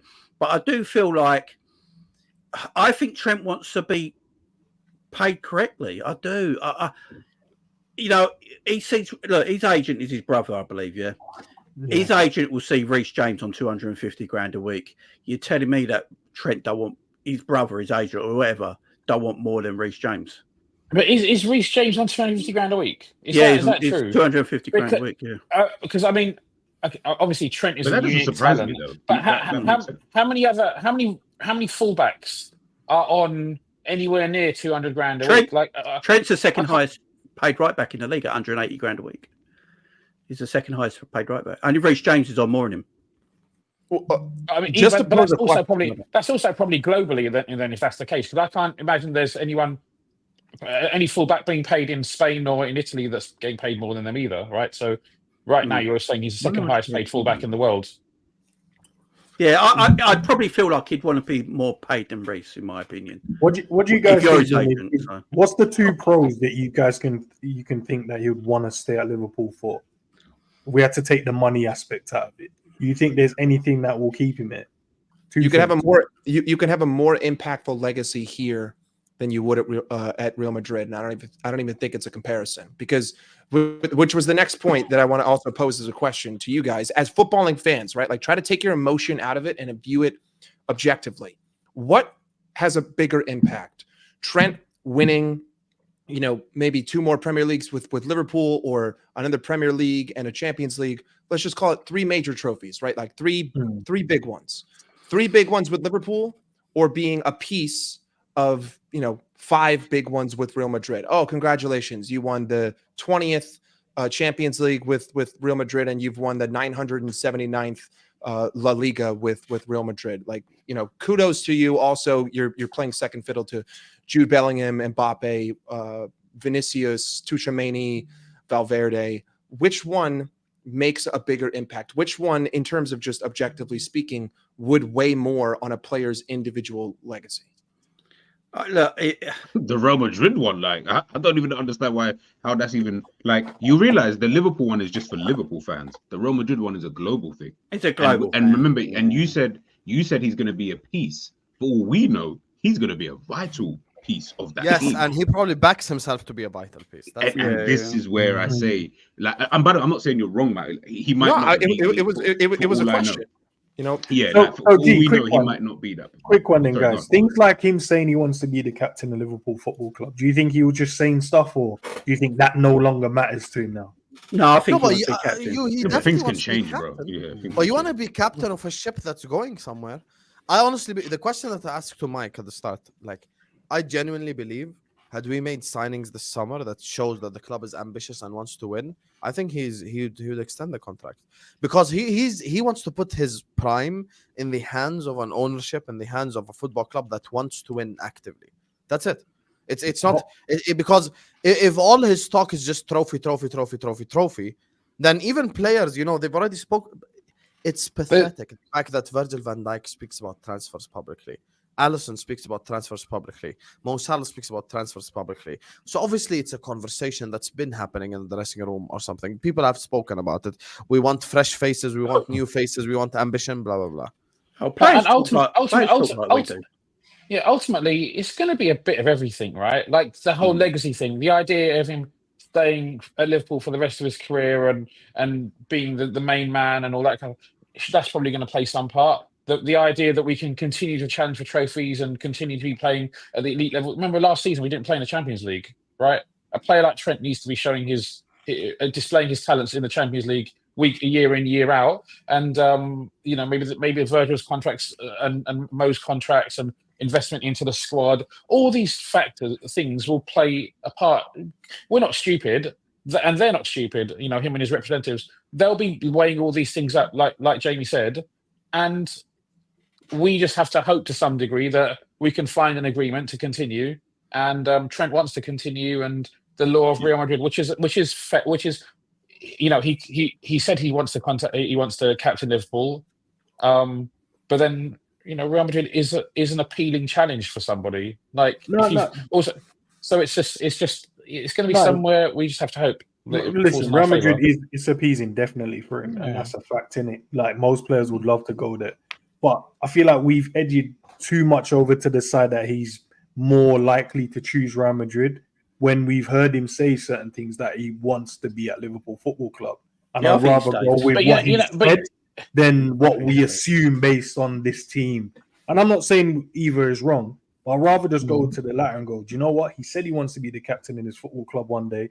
He wants to leave his legacy, whatever that looks like. And I'm thinking more of a Liverpool player. He wants to win trophies. Yes, it could mean as a Liverpool player. He didn't say it needs to be as a Real Madrid player. But obviously, if Liverpool don't meet him where he needs to be met, then that's fine. Real Madrid will come in and take you, and you can go from there. But what I don't like is, obviously there was a tweet that went viral I think it was yesterday, the day before, saying that if he leaves, then he hasn't done anything. I don't respect him and all that kind of stuff. And I think I kind of think that kind of stuff is a bit out of order, because ultimately, clubs are more than happy to dispense with players as and when they choose to, and be cutthroat. And we as fans, we can't change our team, right? But players come and go. So to some degree, when a player's not performing, we're more than happy to say, get the fuck out of my club. Yeah. And so when a player runs his contract down and he says, you know what, is it from a business sense, I've fulfilled all my obligations to you. I'm now entitled to do whatever I can. Like, there is, of course, all the history stuff. Like, I just don't agree with abusing players and saying that Trent will always be a legend at Liverpool Football Club. He's given us some incredible moments, right? It depends how he leaves, though.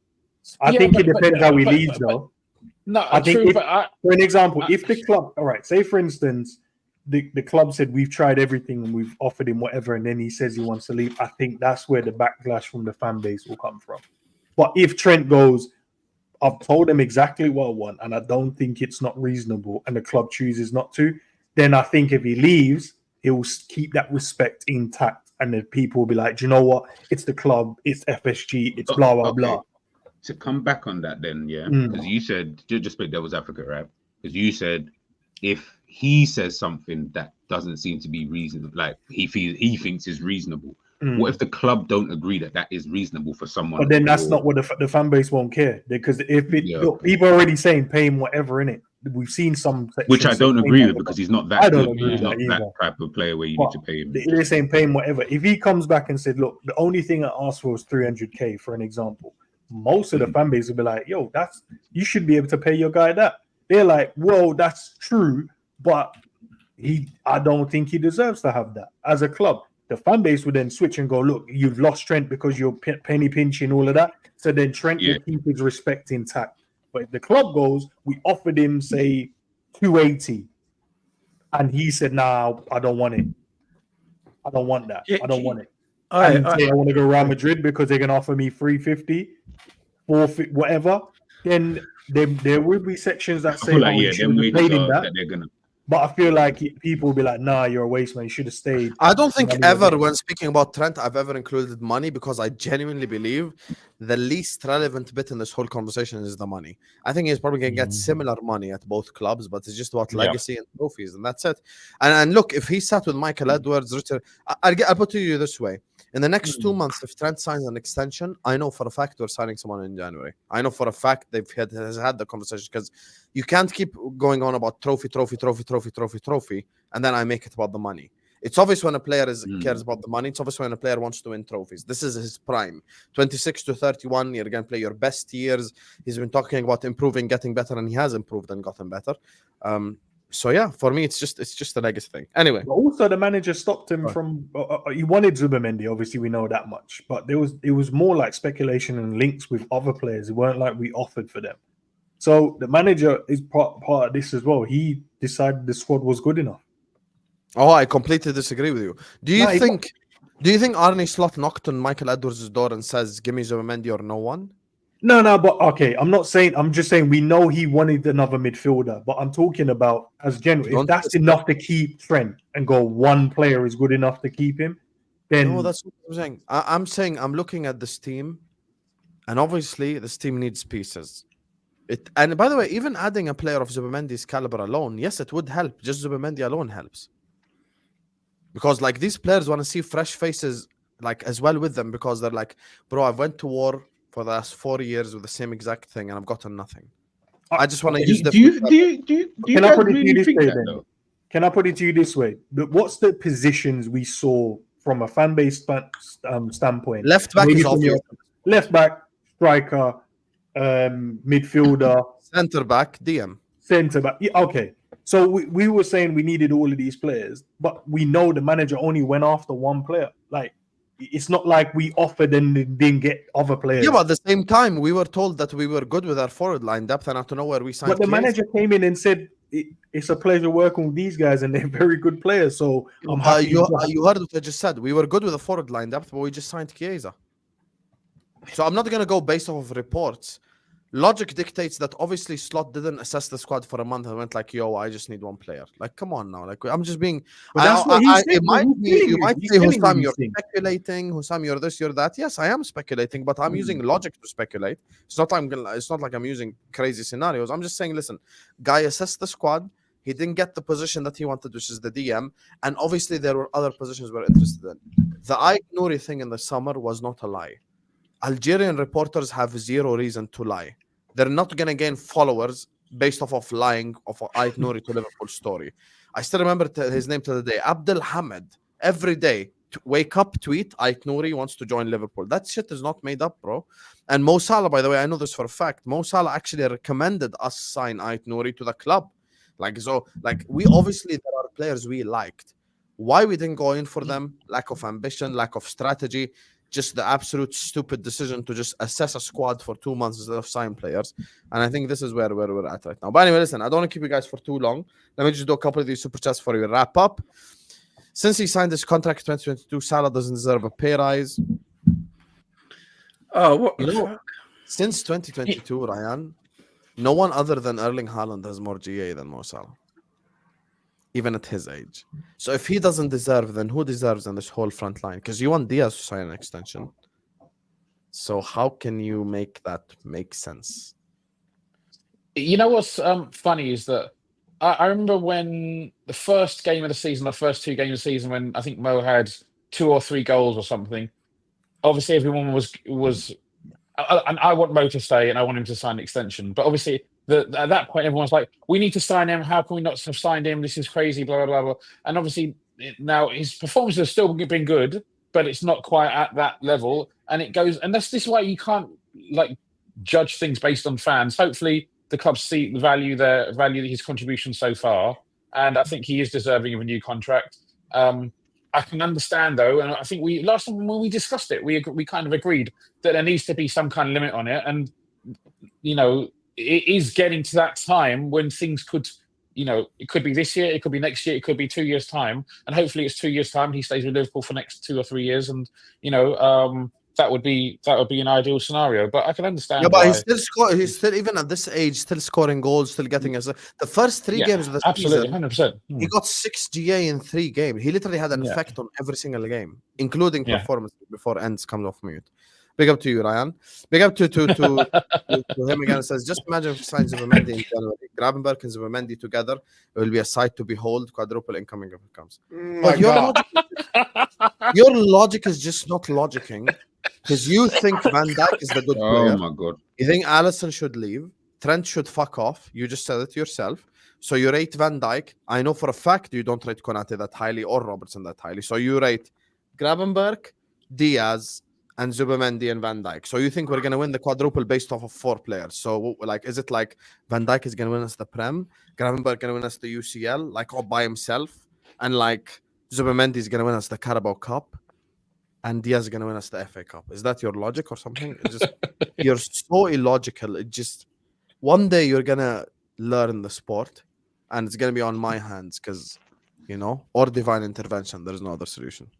Trent wants to be Beckham or Gerrard, up to him. It's not a matter of just Gerrard or Beckham. It's not as simple as that. And by the way, this is a prime example. David Beckham left his boyhood club to join Real Madrid. And now he's looked at as one of the icons of football. Steve McManaman won 2 Champions Leagues at Real Madrid, not just 1, 2. You know, even pre. That's what I said. Do people think he's crying about legacy at Liverpool? Like, do you think he cares? Like, that's what I'm saying. Like, what? if the club is not needy, doing he feels a bit direct, needy though sometimes when he comes back to pundit and stuff. He's like, oh, let me, you know what I mean? I want to be a part. We don't rate you like that, bro. You're calling that. But, you know what I mean? Yeah, but like, this is what I'm saying, though, is that we've now seen it as that. Whereas the reality is when he goes home to grandkids and stuff like that and talks to them about, yo, I played with Zidane, I played with Ronaldo, I played with Thing, I won 2 Champions League. You think he's going to be caring about a couple of Liverpool fans who say, winning, yeah, winning the trophy, but when you come back to your hometown, a man them don't even look at you the same way. From an ego standpoint, you might. But this is why I say Liverpool. No, 100%. But you might have to go home and hug your Champions League, and maybe you cheer yourself up and stuff like that. And there we go. But this is why I say, yeah, fans are so fickle at times, because I'm just like, why do you think when we're only in this case, by the way, no one else? Why do you think when you come up against the biggest club in the world that you're gonna mean more to the football player, a person who grew up as a footballer, who said, I want to be the best that I can possibly be at what I'm doing, and I want to be a part of the best? I don't feel like people are going to sit there when they're given the opportunity to say, yeah, you know what? Outside of Gerrard, and Gerrard is literally the anomaly within this, outside of him, everybody's going to choose. I'm not saying all the time, but more often than not, if you get the opportunity, you're going to choose it. And the thing is, I just don't like the fact that people, like Rack said, like, you get onto him. I'm like, you can't get onto someone for living out a football dream. Forget what your dream of the player is, because you want him to stay and you want him to be a legend. That's great. Trent's a legend. He's done it. He's won everything that he needs to win. He's done it. So if he also ends in the other side, what if he goes to Madrid and wins 4 Champions Leagues? We're looking at the best right back ever, possibly. It's a big what if. It's a big what if. No, he can go there and win. It's more likely that if he goes to Real Madrid and win 4 Champions Leagues, then he win 1 with Liverpool. No. If he goes there and wins 4 big, like, the record is there. 6 Champions Leagues. I always think, as a boyhood Liverpool guy, coming back to Liverpool and saying, yeah, I've won all of these trophies, to get their respect. And maybe, I'm not saying this will happen, but I don't know if his ego could handle. And an ego doesn't need to be a bad thing. You know what I mean? It can be a good thing as well. But I don't know if his ego can handle him coming back after winning all them trophies, and his hometown just like, who cares, bro? No one cares about you. We now look at you as a Real Madrid player. He might not care about it. He might not care. Go home, hug his trophy, and kiss the missus, and rock the kids to sleep. He might not even care. But I just look at him and go, nah, man, your ego might not be able to handle this, bro. Could you imagine if Jude gets Trent to Real Madrid, yeah? And then when Trent gets to Real Madrid, Jude then just ignores him. Jude will be hatched. That's hypothetical, and on that high note, you got to wrap it up here. I'm going to be raiding Jacob, so stream Jacob, Husam Raiden, spam Husam Raiden, Jacob's chat. G football channels in the description, football with Endz in the description, Liverpool chats in the description, Mike Das LFC in the description. Go subscribe to all 4 of them and go follow Rax on Twitter. And remember the message we agreed on. You get me? In terms of just message him F Buster, just so he knows you've come from the stream. So hit the like button, subscribe to the channel if you're yet to do so. Could be another Coutinho. Yeah, but Coutinho was never successful with us in the end, so I don't think it's similar. But I hear you, to be honest with you. I hear you. Anyway, we're back tomorrow, Premier League. United Brentford watch along, inshallah. Arsenal Bournemouth watch along, and then I've got a panel at 11 p.m. UK time as well to recap all the games before the Chelsea funeral this Sunday, and I cannot wait, my brothers. Love you all. And Respect. Nunez hat trick on Sunday, baby. Let's go.